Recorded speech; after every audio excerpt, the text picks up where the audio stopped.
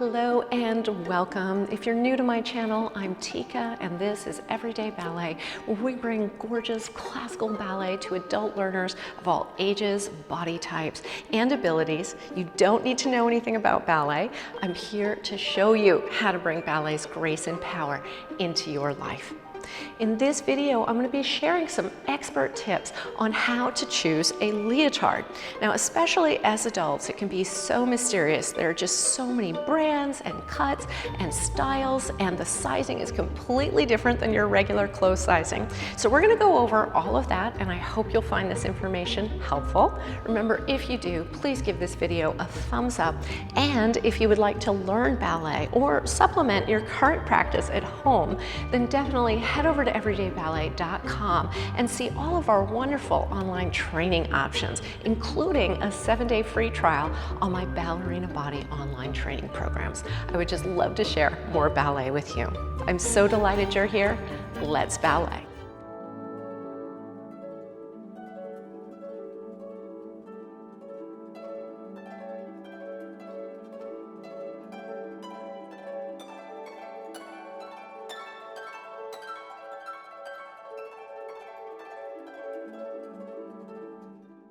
When it comes to choosing a leotard, there are 4 elements to consider. These are fabric, cut, style, and size. So we're going to go through all 4 of these one by one so that you can understand the elements involved and apply it to your body. So first and foremost, we have fabric. Now, something to understand with ballet leotards is that the fabric tends to be quite stretchy. So you can have fabrics such as cotton, which is a little bit more traditional, but it always has some lycra and spandex in it so that it has that 4-way stretch. And then on the continuum, you can go all the way up to all these synthetic fabrics that have a tremendous amount of stretch to them. But the stretch is really important because we are moving all the time, and we don't want the seams of our leotards ripping because they don't have any give. So this also will affect when we talk about size, because there is some forgiveness about exact sizing, but just suffice it to say you can choose from a variety of fabrics and some wonderful colors, but they will all have a nice 4-way stretch to them. The second element of a ballet leotard is cut. Now, there are 3 aspects of cut that we're going to go over here. The first is leg line. So leg line is super important for most ballet dancers because we are moving the legs so much, and so there's actually something called a ballet cut leg line.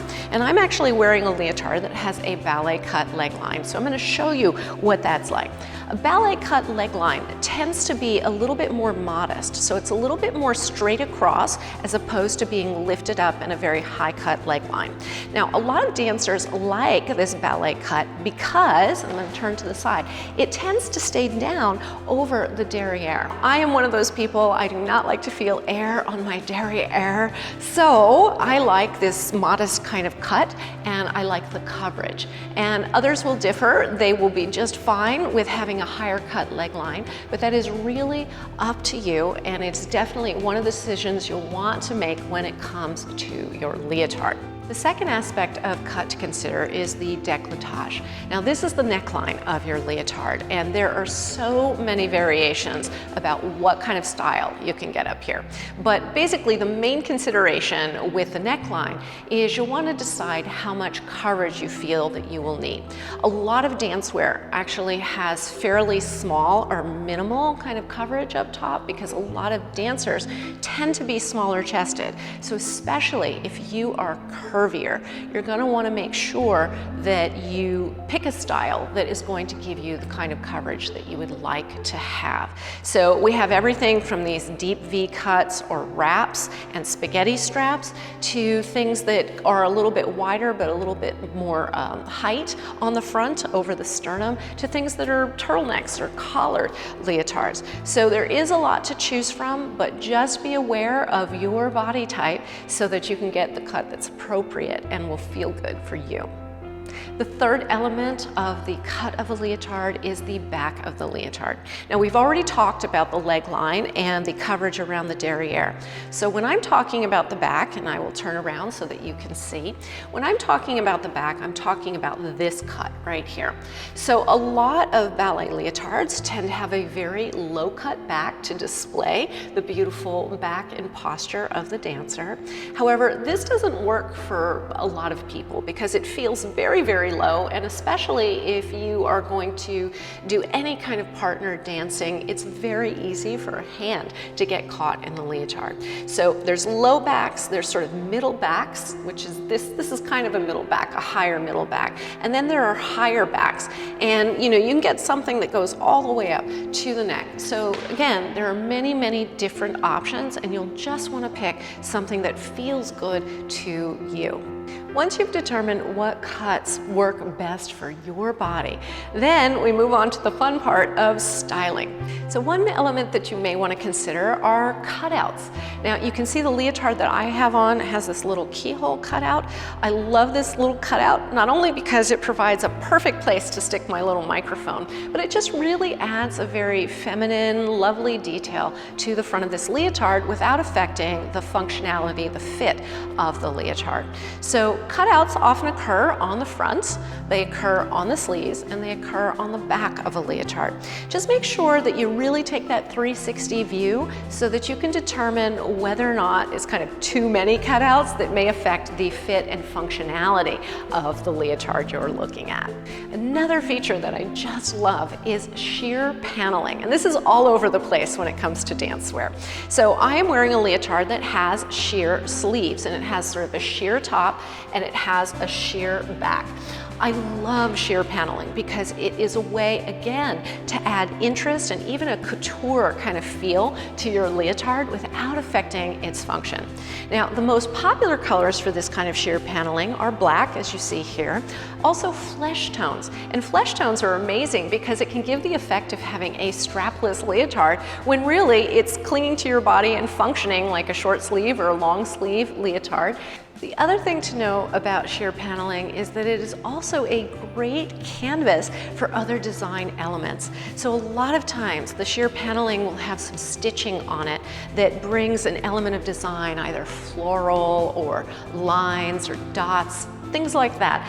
So you can have these fantastic designs, and they can be very, very powerful, especially when you have those sheer fabrics, and I see this a lot on the backs of leotards, and then all of this stitching, like black stitching that just looks like almost like a tattoo on your back, but it's just really this beautifully designed detail. And then the final element I'll highlight here is seaming. And this is the seams, this is the construction of your leotard. And seams are a bit more subtle, but they are nonetheless great details and powerful features of the style of your leotard. So you may have heard of something called princess seaming. Princess seams. Those are the two seams that run down just inside the waistline, kind of down the front of the ribs. Now, this has the effect of sort of slimming the waistline, guiding the eyes. And there's a lot of really effective seaming in the backs of leotards, these wonderful sort of little V shapes and curve shapes that really guide the eye and accentuate the figure inside the garment. So seaming is definitely something to look at, and especially if the seaming is done in a contrasting color, so you have a white leotard and you have black seams or piping. This can be such an effective way to add some real style punch to what you are wearing. And finally, we need to talk about sizing. Dancewear is notorious for running super small compared to your regular size. And especially because ballet is very international in scope, all these different brands have different sizing. So the number one rule here is that you always want to look at your sizing charts. Don't leave this part out. Don't leave this part out ever, because from brand to brand, there is so much variation. And so you're really gonna wanna make sure you take some measurements. Now, the 4 measurements that you're gonna wanna take are bust, waist, hip, and girth. So we're gonna go through those so that you know how to get these measurements so that you can really read that size chart for your body. In order to take your measurements, you're gonna need a soft measuring tape. I have a brightly colored ribbon because I think it'll show up a little bit better here. But suffice it to say, all of your measurements, you want to not pull that tape really tightly. You want to let it just hug the body, not loosely, but just on the surface of the body so that you give yourself plenty of room.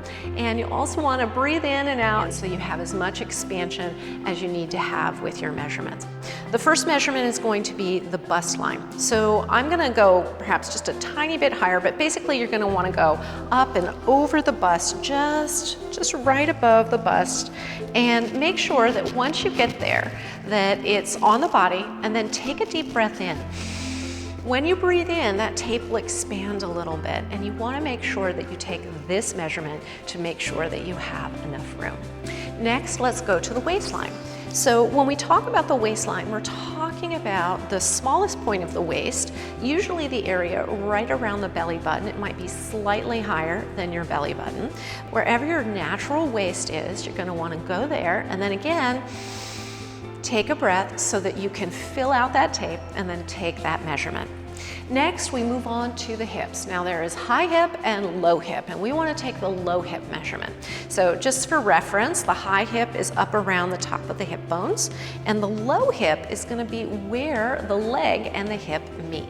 Next, we're going to do the most important measurement, which is the girth. Now, girth measures the distance around the torso, and this is what will determine whether or not there's enough fabric to cover you from top to bottom. And so this is the most important measurement. In fact, I have this trouble where my bust, waist, and hips say that I'm one size, but oftentimes my girth kicks me up into a larger size. I happen to be kind of tall for a dancer.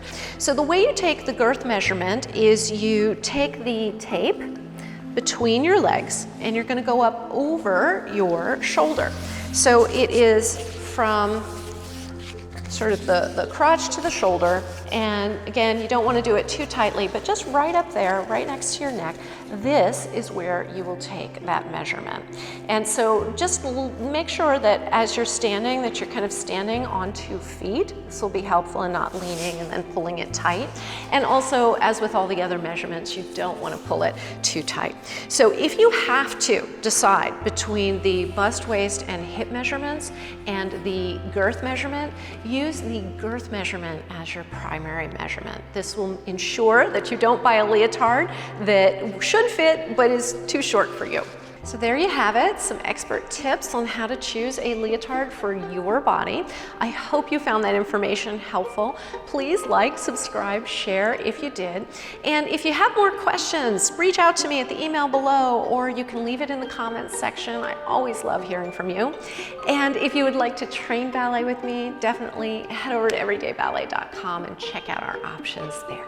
Thank you so much for sharing ballet with me today, and until next time, happy dancing.